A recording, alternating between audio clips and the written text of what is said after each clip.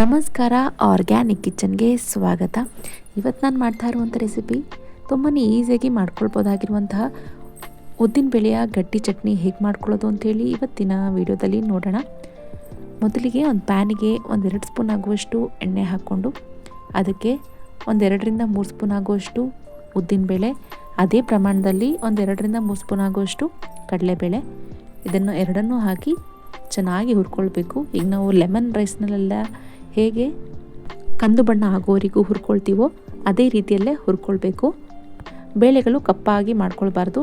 ಕಪ್ಪಗಾದರೆ ಮತ್ತು ಚಟ್ನಿಯ ಟೇಸ್ಟೇ ಬದಲಾಗುತ್ತೆ. ನಾವು ಯಾವಾಗಲೂ ಒಂದೇ ರೀತಿ ಚಟ್ನಿ ಮಾಡ್ಕೊಳ್ತಾ ಇರ್ತೀವಿ, ಬಟ್ ಈ ರೀತಿಯಾದ ಚಟ್ನಿಯನ್ನು ಟ್ರೈ ಮಾಡಿ ತುಂಬಾ ಟೇಸ್ಟಿಯಾಗಿ ಚೆನ್ನಾಗಿರುತ್ತೆ. ನಾವು ಈ ಕಡೆ ಧರ್ಮಸ್ಥಳ, ಸುಬ್ರಹ್ಮಣ್ಯ ಈ ಕಡೆ ಎಲ್ಲ ಹೋದಾಗ ದೇವಸ್ಥಾನಗಳಲ್ಲಿ ಕಂಪಲ್ಸರಿಯಾಗಿ ಊಟದಲ್ಲಿ ಚಟ್ನಿಯನ್ನು ಬಡಿಸ್ತಾರೆ. ಆ ರೀತಿಯ ಚಟ್ನಿ ಇದು. ಉದ್ದಿನಬೇಳೆ ಹಾಗೆಯೇ ಕಡಲೆಬೇಳೆ ಈ ರೀತಿಯಾಗಿ ಕಲರ್ ಬದಲಾದ ಮೇಲೆ ಬ್ಯಾಡಗಿ ಮೆಣಸಿನ್ಕಾಯಿನ ಹಾಕ್ಕೊಳ್ಬೇಕು. 1-2ರಿಂದ 3 ಎಸಲಾಗುವಷ್ಟು ಬೆಳ್ಳುಳ್ಳಿನ ಹಾಕ್ಕೊಂಡು 1-2 ನಿಮಿಷ ಹುರ್ಕೊಂಡ್ರೆ ಸಾಕು. ಇನ್ನು ಫ್ಲೇಮ್ನ ಆಫ್ ಮಾಡಿ ಇದನ್ನು ತಣ್ಣಗಾಗ್ಲಿಕ್ಕೆ ಬಿಡಬೇಕು. ಇದರಲ್ಲಿ ಹಸಿಮೆಣಸಿನ್ಕಾಯಿ ಯೂಸ್ ಮಾಡಬಾರ್ದು, ಬ್ಯಾಡಗಿ ಮೆಣಸಿನ್ಕಾಯಿನೇ ಯೂಸ್ ಮಾಡ್ಕೊಳ್ಬೇಕು. ಇದು ಕೆಂಪು ಚಟ್ನಿ, ಗಟ್ಟಿ ಚಟ್ನಿ ಆಗಿರೋದ್ರಿಂದ ತುಂಬಾ ಟೇಸ್ಟ್ ಚೆನ್ನಾಗಿರುತ್ತೆ ಬ್ಯಾಡಗಿ ಮೆಣಸಿನ್ಕಾಯಿ ಹಾಕ್ಕೊಳ್ಳೋದ್ರಿಂದ. ಇವಾಗ ಫ್ರೆಶ್ ಆಗಿರುವಂಥ ತೆಂಗಿನಕಾಯಿನ ಬಳಸ್ಕೊಂಡ್ರೆ ಚೆನ್ನಾಗಿರುತ್ತೆ. ಒಣ ಕೊಬ್ಬರಿ ಬೇಡ. ಇದನ್ನು ತುರಿದಿನೂ ಹಾಕ್ಕೊಳ್ಬೋದು, ಕಟ್ ಮಾಡಿನೂ ಹಾಕ್ಕೊಳ್ಬೋದು, ರುಬ್ಬಕ್ಕೆ ಹಾಕ್ಕೊಳ್ತಾ ಇರೋ ಕಾರಣ.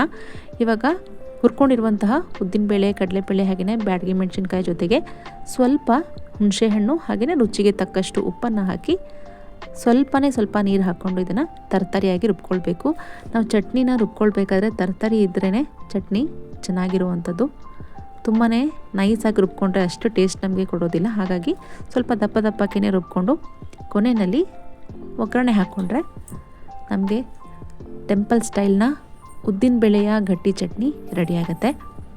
ಸ್ವಲ್ಪ ಸಾಸಿವೆ, ಕರಿಬೇವಿನ ಸೊಪ್ಪು ಹಾಗೆಯೇ ಬ್ಯಾಡಗಿ ಮೆಣಸಿನ್ಕಾಯಿ ಹಾಕಿ ಸ್ವಲ್ಪ ಹಿಂಗೆ ಹಾಕಿ ಒಗ್ಗರಣೆ ಮಾಡ್ಕೊಳ್ಬೇಕು. ಈ ಚಟ್ನಿನ ದೋಸೆ, ಇಡ್ಲಿ, ಚಪಾತಿ, ಅನ್ನ, ಅಕ್ಕಿ ರೊಟ್ಟಿ, ರಾಗಿ ರೊಟ್ಟಿ ಯಾವುದಕ್ಕಾದರೂ ಬಳಸ್ಕೊಳ್ಬಹುದು. ಸ್ವಲ್ಪ ಗಟ್ಟಿಯಾಗೇ ಇರಲಿ, ನೀರು ರೀತಿ ಮಾಡ್ಕೊಳ್ಳಿಕ್ಕೆ ಹೋಗಬೇಡಿ. ಇವತ್ತು ನಾನು ಇಡ್ಲಿ ಮಾಡ್ಕೊಂಡಿದ್ದೆ. ಇಡ್ಲಿ ಜೊತೆಗೆ ಈ ಚಟ್ನಿ ತುಂಬಾ ಟೇಸ್ಟಿಯಾಗಿ ಚೆನ್ನಾಗಾಗಿತ್ತು. ನೀವು ಕೂಡ ನಿಮಗೆ ಇಷ್ಟವಾಗಿರುವಂತಹ ಬ್ರೇಕ್ಫಾಸ್ಟ್ನ ಜೊತೆಗೆ ಈ ಚಟ್ನಿನ ಮಾಡಿಕೊಂಡು ಒಂದ್ಸರಿ ಟೇಸ್ಟ್ ಮಾಡಿ ಹೇಗಾಯಿತು ಅಂಥೇಳಿ ಮಿಸ್ ಮಾಡದೆ ಕಾಮೆಂಟ್ ಮಾಡಿ. ನನ್ನ ಈ ಚಾನಲ್ನ ಯಾರೆಲ್ಲ ಇದುವರೆಗೂ ಕೂಡ ಸಬ್ಸ್ಕ್ರೈಬ್ ಮಾಡ್ಕೊಂಡಿಲ್ವೋ ಪ್ಲೀಸ್ ಸಬ್ಸ್ಕ್ರೈಬ್ ಮಾಡ್ಕೊಳ್ಳಿ. ಈ ವಿಡಿಯೋಸ್ನ ನಿಮ್ಮ ಫ್ರೆಂಡ್ಸ್ ಆ್ಯಂಡ್ ಫ್ಯಾಮಿಲೀಸ್ಗೂ ಕೂಡ ಶೇರ್ ಮಾಡಿ.